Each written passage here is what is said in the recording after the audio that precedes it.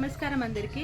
ఈరోజు మనము తిరుప్పావైకి సంబంధించిన అప్డేట్స్ తెలుసుకుందాం. అంటే కాదు, తిరుప్పావై ఎందుకు చదవాలి, అసలు తిరుప్పావై అంటే ఏంటి, అసలు గోదాదేవి 30 పాసురాలు ఎందుకు చెప్పింది, వాటి ప్రాముఖ్యత ఏంటో ఇప్పుడు మనము తెలుసుకుందాం.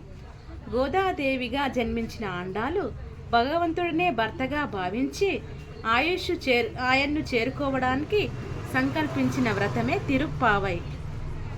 తిరు అంటే శ్రీ అని, పావై అంటే పాటలు లేదా వ్రతం అని అర్థం. తిరుప్పావైలో ఏముంటుందంటే, తిరుప్పావైలో పాశురాలు ఉంటాయి. పాశురం అంటే ఛందోబద్ధంగా ఉన్న పాటలు. ఆండాలు అపురూప భక్తి పారవశ్యాన్ని శ్రీకృష్ణ దేవరాయలు అముక్త మాల్యద అనే గ్రంథంగా అందించారు. తిరుప్పావై వ్రతానికి కొన్ని వివిధ విధానాలు ఉన్నాయి.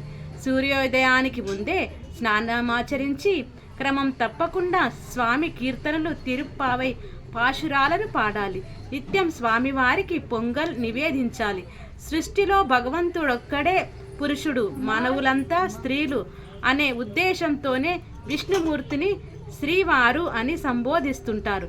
అలాంటి శ్రీ మహావిష్ణువును భర్తగా పొందాలనే తలంపుతో గోదాదేవి ధనుర్మాసంలో చేసిన ఈ వ్రతం ఇప్పటికీ మహిళలు ఆచరిస్తున్నారు. ధనుర్మాసం మొదటి రోజున ఈ వ్రతాన్ని ఆరంభించి భోగి రోజున ఆండాలు శ్రీరంగనాథుల కళ్యాణం జరిపించటంతో ఈ వ్రతం ముగుస్తుంది. శ్రీ వైష్ణవ సంప్రదాయం ప్రకారం భక్తిలో మునిగి తేలే వారిని ఆల్వార్లు అంటారు. 12 మంది ఆల్వార్లలో విష్ణు చిత్తుడు మొదటివాడు. ఆయన గోదాదేవికి భక్తి సంపదలను వారసత్వంగా ఇచ్చారు. నిజానికి భూదేవి ఆండాలుగా జన్మించిందని చెబుతారు. జనక మహారాజు భూమిని దున్నే సమయంలో సీతాదేవి దొరికినట్టు శ్రీరంగనాథునికి పుష్ప కైంకర్యం కోసం విష్ణు చిత్తుడు తులసి తోట సాగు చేస్తుండగా ఆండాలు దొరికిందంట. భగవంతుని తప్ప ఇతరులను సేవించటానికి వినియోగం కాని తులసి వనంలో ఆండాలు దొరకటాన్ని గమనిస్తే సీతాదేవి, ఆండాలు ఇద్దరు భూదేవి అంశ కాక మరేంటని చెబుతారు. ఆండాలు అసలు పేరు కోదై. కోదై అంటే మాలిక. ఆ పేరే క్రమంగా గోదాదేవిగా మారింది. మంచి భర్త లభించాలన్నా, సంసార జీవితం సంతోషంగా సాగాలన్నా ఈ నెల రోజులు చాలా ముఖ్యమంట. అసలు ఏంటా ముఖ్యమైన ప్రాముఖ్యత ఏంటో ఇప్పుడు తెలుసుకుందాం. పాశురాల గురించి గోదాదేవి రచించిన 30 పాశురాలు మంచి అలవాట్లతో జీవించమని, తోటి వారికి సహాయపడమని, భగవంతుణ్ణి తప్పనిసరిగా ఆరాధించమని సూచిస్తుంది.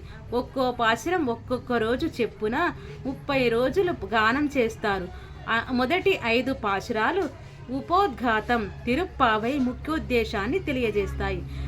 చిత్తశుద్ధితో భగవంతుని ప్రార్థిస్తే వానలు కురుస్తాయి, పంటలు పండుతాయి, దేశం సుభిక్షంగా ఉంటుంది.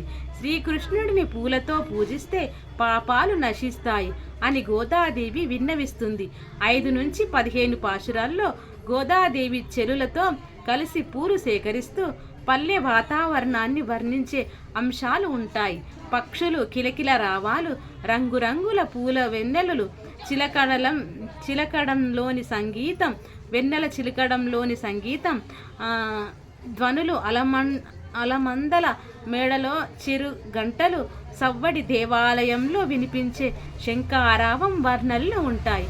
ఉదయాన్నే గోదాదేవి ఒక్కొక్కరికి వెళ్ళి తన చెలికత్తెలను తట్టి లేపుతూ వారిని నదిలో స్నానానికి సిద్ధం చేస్తూ విష్ణు అవతారాలను పొడుగుతుంది.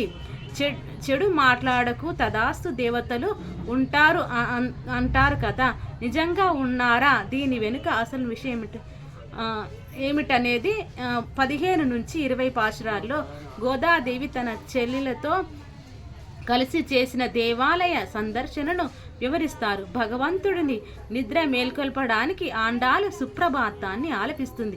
గోదాదేవి ఆమె చెల్లెలు దేవాలయ పరిరక్షకులు అనుమతి తీసుకొని గుడిలోకి వెళ్ళి శ్రీకృష్ణుడి తల్లిదండ్రులను కీర్తిస్తులు బాలరామకృష్ణులను మేలుకొల్పుతారు, వారిని వేడుకుంటారు. తర్వాత వారు కృష్ణుడి అష్టమహిషుల్లో ఒకరైన నీలాదేవిని దర్శించి ప్రార్థిస్తారు.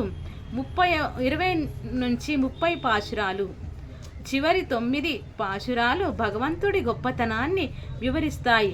ఆఖరి పాశురంలో గోదాదేవి తను విష్ణుచిత్తుని కుమార్తెనని, ఈ 30 పాశురాలు తాను రచించి పాడానని, ఎవరైతే వీటిని భక్తితో గానం చేస్తారో వారికి భగవత్ కృప తప్పక కలిగి తీరుతుందని చెబుతారు. జీవితంలో ఇదన్నమాట మన తిరుప్పావైకి సంబంధించిన గొప్పమైన విశేషాలు. సో మనం అందరం కూడా తిరుప్పావై వ్రతాన్ని ఆచరిద్దాం, పాశురాలను చదువుదాం. 30 పాశురాలు. గోదాదేవి శ్రీరంగనాథుని పరిపూర్ణ అనుగ్రహాన్ని పొందుదామని చెప్పేసి నేనైతే మనస్ఫూర్తిగా కోరుకుంటూ ఇంకా వీడియోని ఎండింగ్ చేస్తున్నా. ప్లీజ్ నా వీడియో కనుక మీకు నచ్చినట్టయితే లైక్ చేయండి, షేర్ చేయండి అండ్ సబ్స్క్రైబ్ చేయడం మాత్రం మర్చిపోకండి. And one more thing, hype ఇవ్వండి. నేను మంచి కంటెంట్స్తో మళ్ళీ ఇలాగే మీ ముందుకు వస్తూ ఉంటాను. Thank you so much everyone. ఓం నమో నారాయణాయ.